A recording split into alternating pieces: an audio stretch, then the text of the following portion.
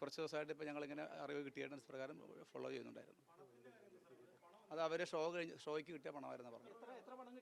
ഒരു 9,00,000 രൂപ. അത് അവർക്ക് അവരുടെ കൂടെയുള്ള ട്രൂപ്പിലെ മറ്റ് മെമ്പേഴ്സിന് ഷെയർ ചെയ്യാനുള്ള സാധനമാണ്. ഇപ്പോൾ അവർക്ക് കിട്ടിയ പൈസ ക്യാഷായിട്ട് കിട്ടിയതുകൊണ്ടാണ് ക്യാഷായിട്ട് സൂക്ഷിച്ചെന്ന് പറഞ്ഞു. അവർ നിലവിൽ 9 പേരാണ്.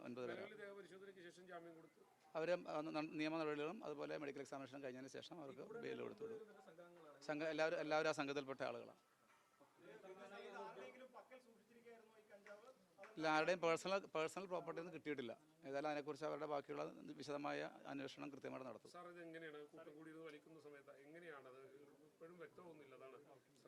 അല്ല, അവർ പല ആളുകളും റെസ്റ്റ് എടുക്കണമായിരുന്നു. ഞങ്ങൾക്ക് ഇൻഫർമേഷൻ കിട്ടി വന്നപ്പോൾ റെസ്റ്റ് എടുക്കണമായിരുന്നു. അപ്പോൾ അതുപോലെ അവർ ഉപയോഗിച്ചതായിട്ട് അവർ നിരീക്ഷണത്തിൽ പറഞ്ഞു. ബാക്കിയുള്ള കാര്യങ്ങൾ